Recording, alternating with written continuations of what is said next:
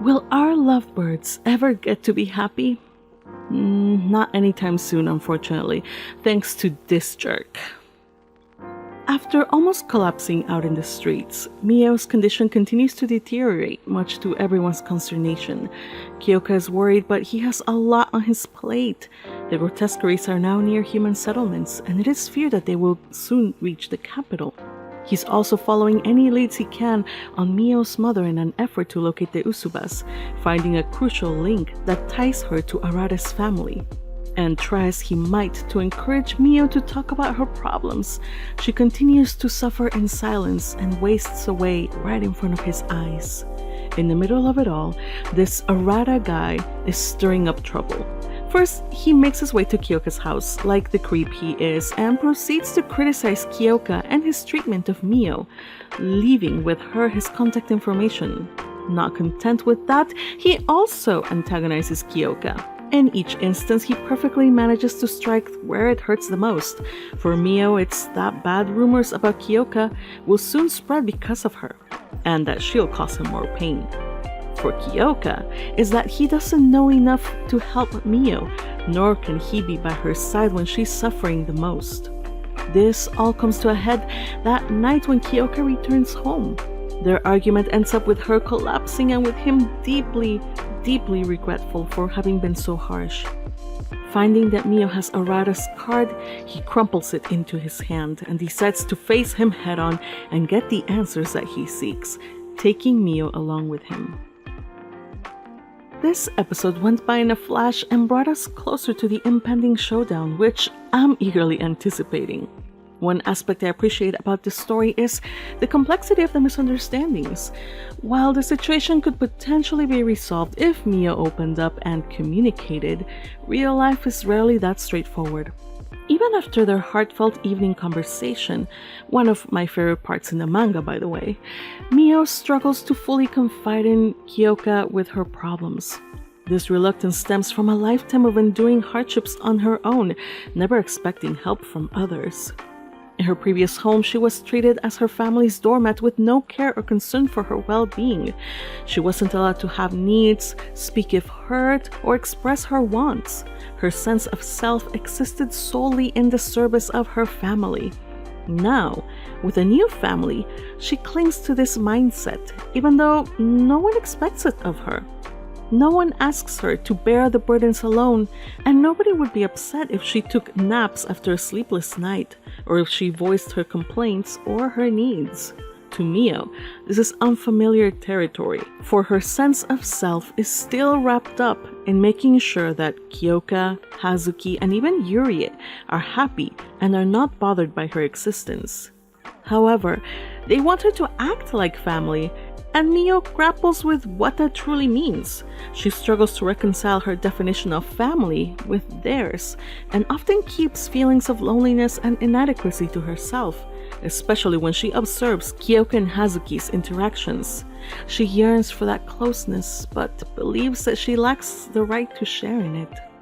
And if Hazuki, who in her eyes is the epitome of a noble woman, if she failed to make things work with her new family, how can Miyo even hope to be part of Kyoka's family?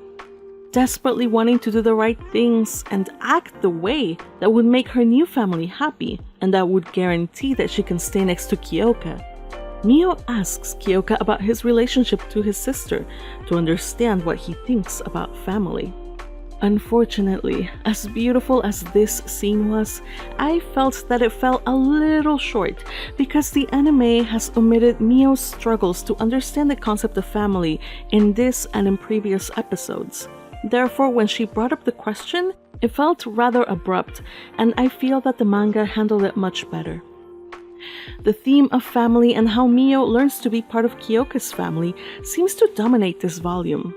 The looming question is how the Usuba family will factor in. It appears they want Miyo, but their interest seems to stem from her powers rather than valuing her as an individual. Their motivations appear selfish, and despite Arata's attempts to guilt Kyoka about not caring enough for Miyo, it's clear that they are far more despicable. The Usubas knew about her for years. Why didn't they come for her earlier? They truly are a disgusting bunch, and I hope that they get to the bottom of things in the next episode because I need answers yesterday. As always, the anime is adapting the novel quite wonderfully, adding, when necessary, anime-only scenes or narrative elements that make everything clearer. Post-opening credits shows Kyoka running into Miyo's room to find her resting with Hazuki by her side. He confides it all with his sister, who is similarly worried about Miyo. This is a nice anime-only scene that oh so subtly gives us a refresher of what we know, both about Miyo's gift and her family. The anime also uses Kyoka's meeting up with his private eye to tell us information of what he's learned in his investigation so far. At this point, I'm beginning to think that the PI is a character in the book. Those scenes just fit so well within the narrative. The scene with Miyo and Kyoka talking on the phone was wonderfully done. I could hear the echoes of loneliness on both their ends, and the wall of restraint that is now between them was almost palpable. Finally, the cats. So adorable, so trivial, I don't care. I really like how the sibling bond between Kyoka and Hazuki is symbolized by these adorable kittens. It was a nice touch. Now, novel and manga extras. I feel that we needed more Yurie. I love that woman so much. She's just a fantastic character.